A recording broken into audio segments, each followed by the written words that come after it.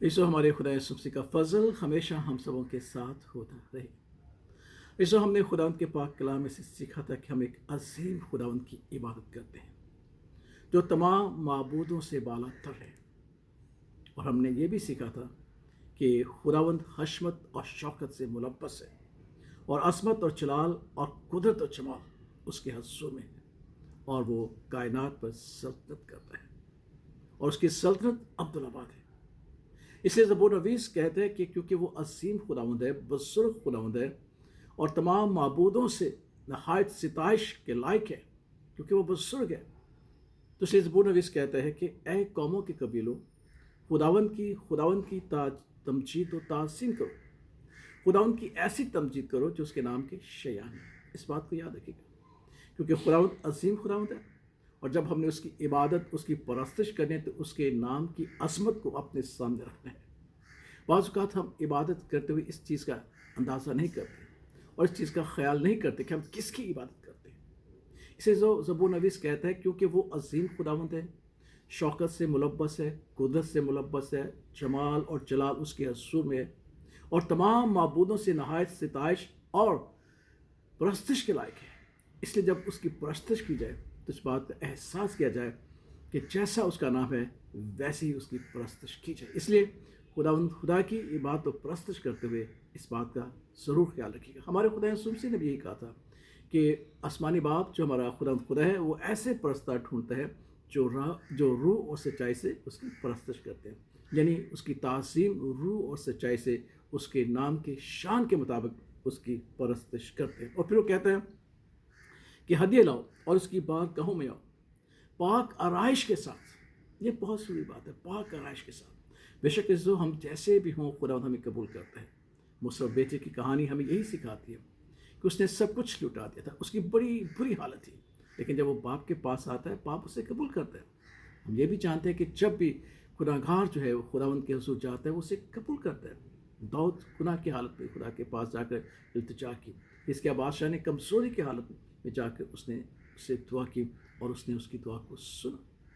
वो सब बेटा फटे पुराने कपड़े पहन कर उसके पास गया और उसने उसको गले लगाया। लेकिन जब खुदा हमें तौफीक देता है कि हम लायक तौर पर उसकी परस्तिश करें तो फिर हमें खुदा का पाक कलाम सिखाता है कि पाक आराइश के साथ रूह से मामूर होकर, रूह की नेमतों से, रूह के फलों से होकर उसकी इबादत और परस्तिश करो, क्योंकि खुदा ऐसे परस्तार ढूंढता है जो रूह और सच्चाई से उसकी परस्तिश करते हैं। और फिर वो कहते हैं कि ऐ सब अहले ज़मीन उसके हुजूर कामते रहो और कौमों ऐलान करो कि खुदावंद ही सल्तनत करता है। कांपने से मुराद है कि उसकी मोहब्बत में कायम रहो।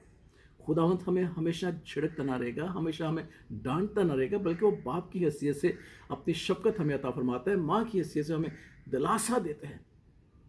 वो कभी हमसे जुदा नहीं होता। माँ और बाप की मोहब्बत की वसीला से हमें ये दिलासा देता है कि मैं हमेशा तुम्हारे साथ हूँ, लेकिन उसका अदब तो लाजमी करना है ना। इसे खुदा का पाक कलाम कहते हैं, ऐ सब अहले ज़मीन उसके हुजूर कांपते रहो। कांपने से मुराद है उसके खौफ और उसके अदब में ज़िंदगी बसर करो। और फिर कहता है कि कौमों में ऐलान करो कि खुदावंद सल्तनत करता है, जहान कायम है और उसे जुम्बश नहीं है। यही खुदावंद की कुदरत है कि जब हम खुदा में होते हैं तो खुदावंद हमें संभालता है। जहान जुम्बश नहीं खाता, क्योंकि जहान जो है, कायनात है, खुदावंद के इख्तियार में है। और जिस तरह खुदावंद अपनी कायनात को संभालता, उसे जुम्बश नहीं देता, इस तरह याद रखेगा एक ईमानदार की ज़िंदगी भी जुम्बश नहीं खाती, क्योंकि खुदावंद उसको महफूज रखता है। इसे जो खुदा के पाक कलाम में से हमने आज ये सीखा है कि खुदावंद की तमजीद, इबादत और परस्तिश उसके नाम के शान के बराबर करो और लायक तौर पर करो, और ये जानते हुए करो कि वो असीम खुदावंद है जो हशमत और शौकत और कुदरत और जमाल और जलाल और हिकमत से मामूर है और वो सल्तनत करता है उसके खौफ में, उसके अदब में, उसकी तासीम में, क्योंकि हमारा खुदा ऐसे परस्तार ढूंढता है जो रूह और सच्चाई से, जो सच्चे दिल से उसकी परस्तिश करते हैं।